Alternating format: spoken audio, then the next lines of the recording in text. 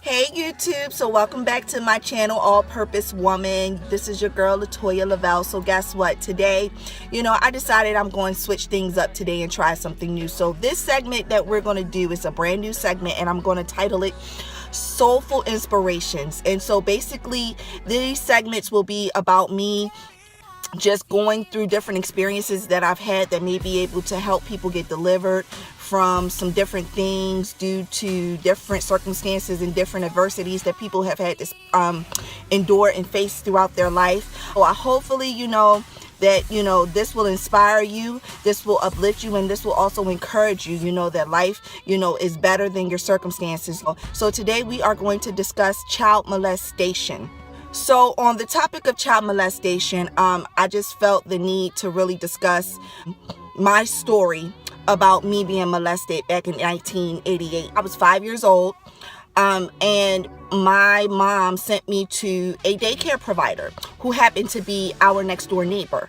And every day when I would go and take my naps, like, she had this daycare that was like in her basement, and so all the kids would be like in the front of the basement, and I was told to sleep in the back of the basement. And so as everybody was sleeping and I finally fell asleep, every day her 15-year-old son would molest me every single day while I was there. Now, I wasn't there that long, but I was there long enough for him to do what he did. And I was 5 years old at the time. I didn't know any better. He told me not to say anything. He used to say things like, I love you, and things that were just very inappropriate at the time for a 15-year-old boy to be telling a 5-year-old child that he loves them, and he's touching on me in inappropriate places and having sex with me. And I was also being physically abused by his mother. And one particular day, I did something wrong, and I knew it was wrong, but I did it anyway. And so the daycare provider decided that she wanted to run my hand, like my wrist, under a vacuum, and it left a permanent scar on my wrist. So if you guys can see my wrist, I don't know if you can see it, but there's a scar right on my wrist from that.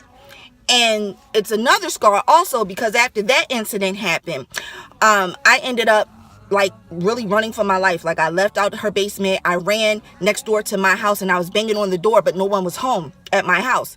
And so I'm banging on on the kitchen door, to the point where I'm like afraid that they're gonna come and get me and do something else to me. So I'm banging on the kitchen door and nobody's answering, and I was banging on the door so hard that the glass shattered through the screen door and my hand went through the screen door. And that's the reason why I had this scar, and this scar has been with me all of my life and will probably continue to be with me the rest of my life.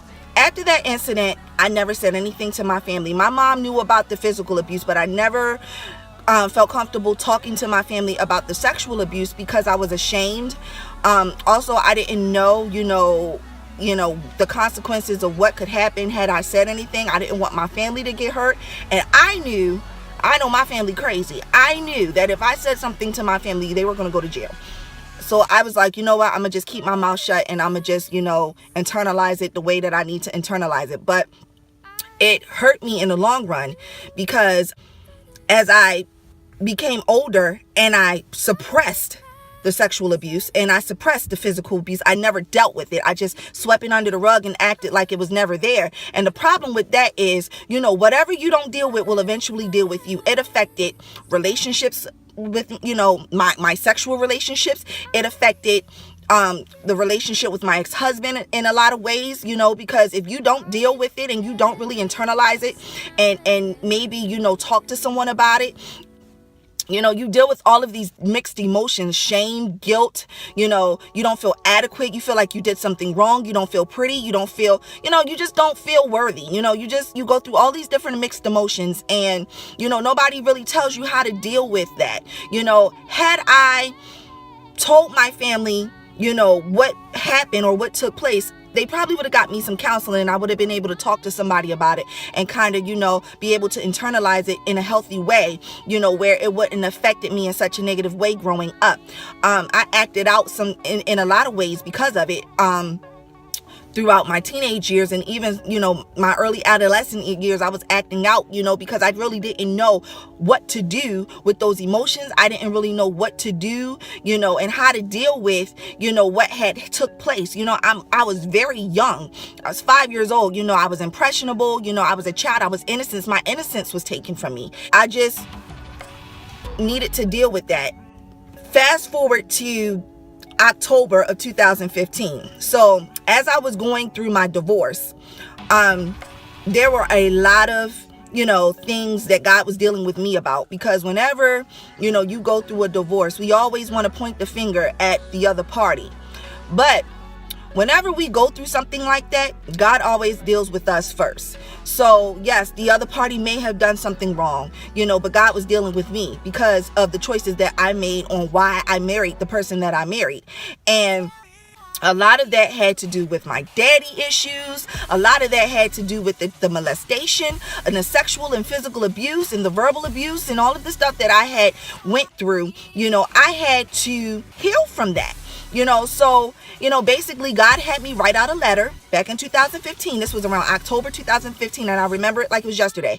I wrote a letter out to my father, and I wrote a letter out to my child molester and my daycare provider who physically abused me. Okay, so basically what I was saying was I had wrote out a letter to my child molester, I wrote a letter to my daycare provider, and I wrote out a letter to my father.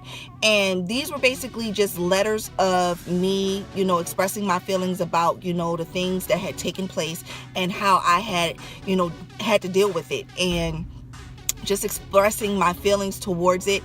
And, after I wrote the letters, I went out on my front porch, I cried a couple tears, and I burnt the letters in the front yard, and I left it and walked away and let it go.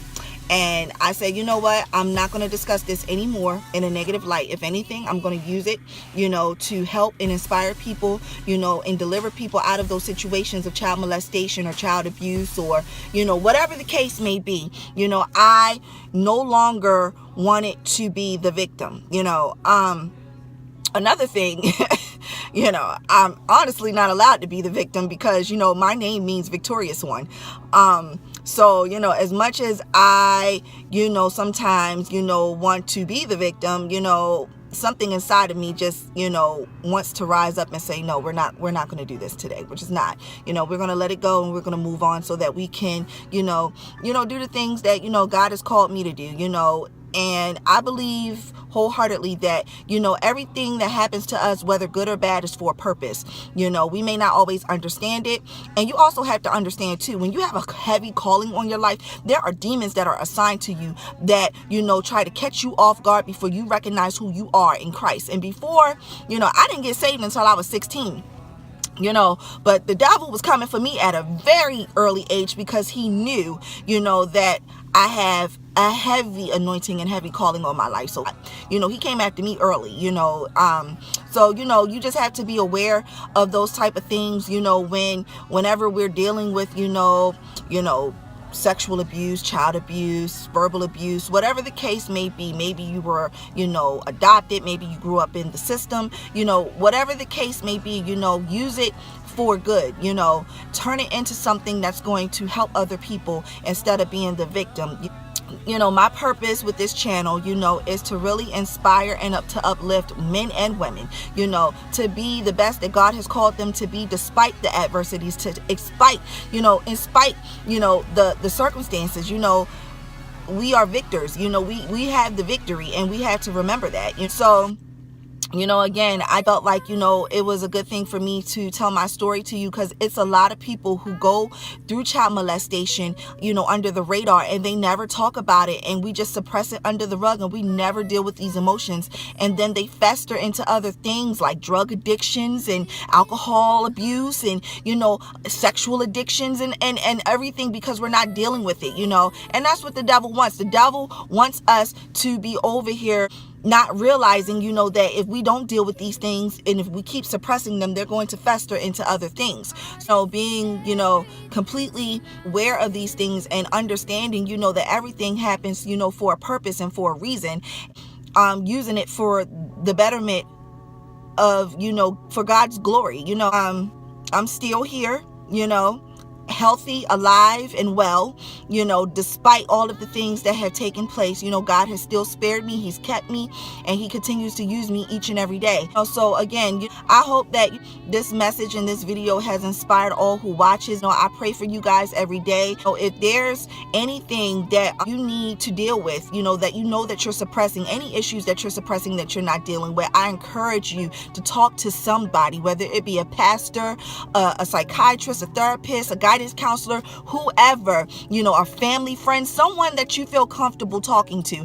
I encourage you to talk it out and talk to someone and to be able to let it go and heal so that you can get what God has for you, you know, so that you can walk into healthy relationships and, you know, be a healthy person.